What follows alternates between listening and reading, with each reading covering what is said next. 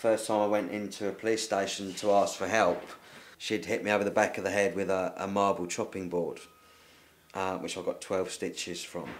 And I'd got blood all down my shirt. I walked into the police station and said, I need your help. I'm being attacked and assaulted by my partner on a regular basis. I can't cope with her anymore. I don't know what to do. I need your help. I thought that maybe the police would go and speak to her and maybe give her a kind of warning of, if this continues, we're going to come and arrest you. And the guy on the front desk, whose name was Barry, looked me up and down and said, he told me to go home. You're just fighting a whole kind of army of people saying, no, it's not happening. That was the greatest battle. I was 15 stone in the gym. I was a big guy, and they look at you and say, no, this can't be happening. And I'd say, well, you know, it is on a daily basis. I've had enough, and I don't know what to do to get out. And you know, you'd be hit with anything, ashtrays. You'd have kettles put on you. Very slight, petite woman as well, but sometimes she'd lock the door. The kids maybe would be out playing in the garden. She'd lock the patio doors, and she'd get you in a corner, and you know, would just punch, kick, spit, bite, pinch. I mean, I've got wounds all over my body. I've got quite a nasty gash here across my thigh. That was done with a pair of scissors. There's another one across here that was done with a knife. As I say, 12 stitches in the top of my head from a marble chopping board. I've got sort of old scars from cigarette butts all over my body.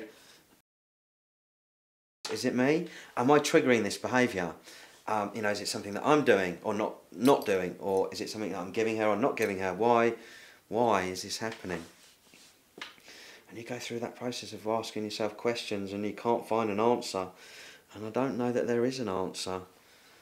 I just sort of become to appreciate that it's just in their natures to do it. When she gets those violent rages, she doesn't have any concept of the extent of what she's doing. Because the instances were so prolific, there wasn't a period after of calm where you could analyse it, break it down, look at it, and work out why it happened. It was just ongoing, and it was a dozen times a day. My diaries, my memoirs that I kept. Some days I didn't have enough space on the page to write down the amount of incidents that had happened with her. You'd speak to her about it, and she'd have no recollection of it at all.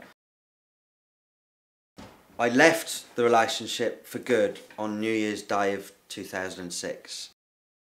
I count myself as a survivor, really, not a victim. Well, I am a victim as well, but I survived unimaginable cruelty. There was never about other women or anything like that. Never once did she question me, about those kind of things. The violence didn't come from there. If I went to a party, I'd come home, she'd say, have you had a great time? We didn't have that kind of relationship where it was there's not a jealous bone in her body at all. But just a sort of a deep-rooted hatred of men and a deep-rooted love of men, and they just clash, and it comes out in a very destructive and violent way. To be honest, the physical violence was the easy bit. That's the easy part. The psychological, emotional violence is the problem, because I think that I'll carry those scars with me for the rest of my life. I've learnt now how to manage that. But yeah, I have nightmares on a regular basis.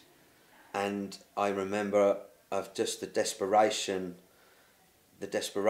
of wanting it to stop and not having any idea where to start it stopping. I've just started to rebuild my life after suffering 10 years of sustained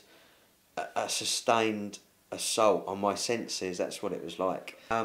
Many people in my life have no idea, really, of the magnitude of what I went through, and they don't need to know. My father went to his grave not knowing, and my mother doesn't know, my sister doesn't know, and many close friends don't know.